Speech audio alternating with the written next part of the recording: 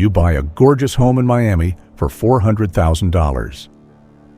The sunlight hits the driveway just right, the palm trees sway like a promise, and you're dragging boxes inside, imagining where the TV will hang on the wall. Then the mail arrives. One envelope, one number that will knock the wind out of your chest.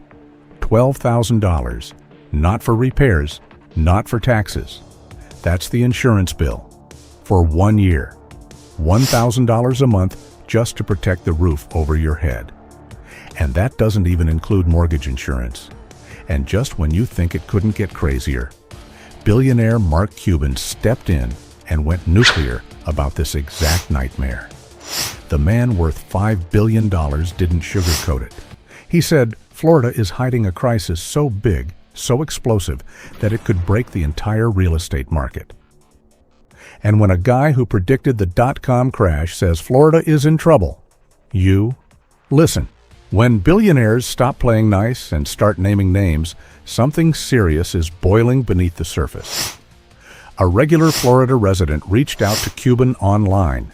They said new houses, beautiful, modern, affordable homes, were being built all around them, yet sitting completely empty.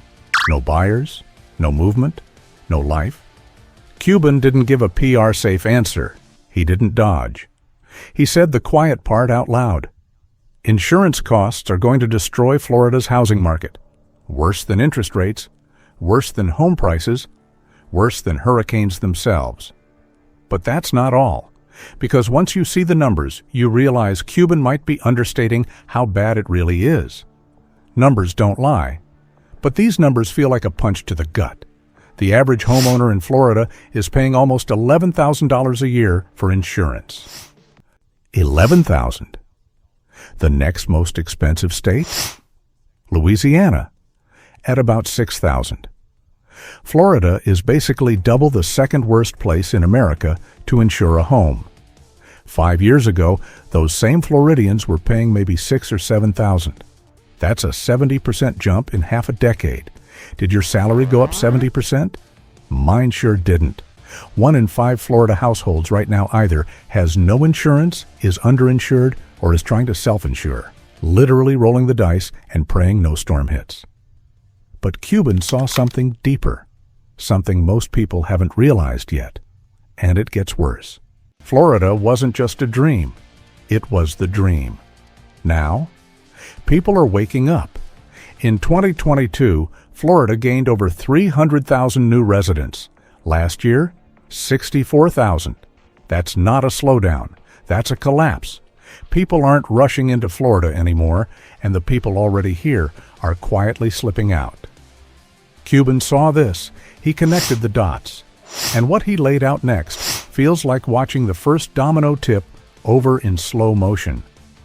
What if Florida's housing crisis isn't just a storm, but a slow-motion economic implosion?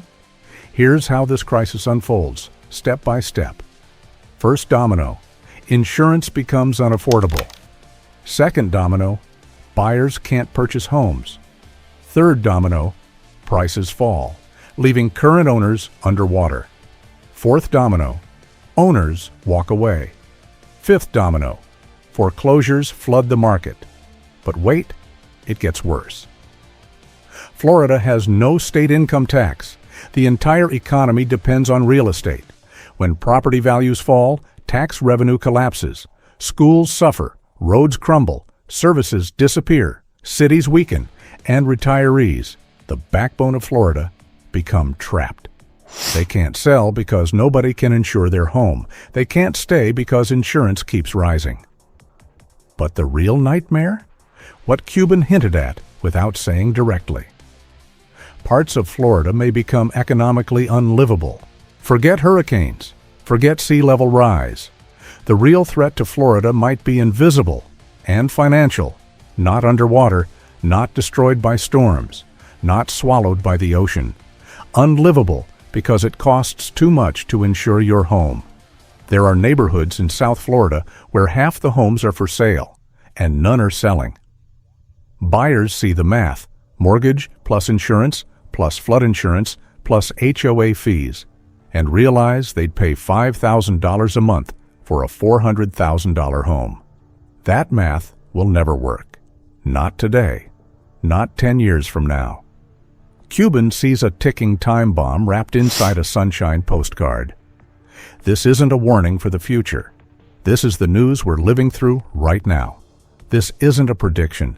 This isn't a future scenario. The crisis is already here. Mark Cuban isn't a doomsday guy.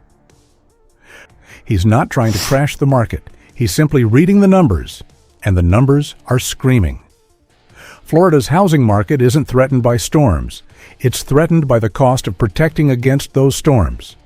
So the question becomes, when your insurance costs more than your mortgage, when a $400,000 home comes with $12,000 a year in premiums, when major insurers refuse to cover entire regions, at what point does the Florida dream stop being a dream and start becoming a warning?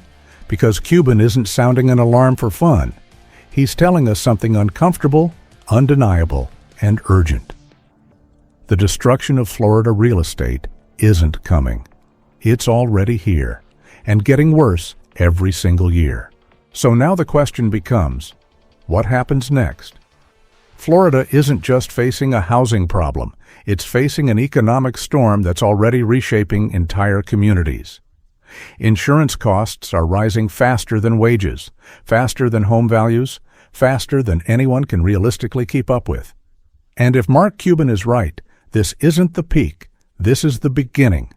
And that should make every homeowner, every buyer, every investor stop and ask, if the foundation of the Florida dream is cracking, what does the next 5 years look like? But here's the thing, conversations like this matter, because the more people understand what's happening, the more prepared they can be. And that's why this channel exists, to break down the hidden forces shaping the housing market, the economy, and your financial future. If you want these deep dive reports as soon as they drop, subscribe and turn on notifications, because the next chapter of this story is already unfolding and you don't want to miss it. And before you go, think about this. What happens to a state when the dream becomes too expensive to insure? I'll see you in the next one. Stay aware, stay prepared, and stay sharp.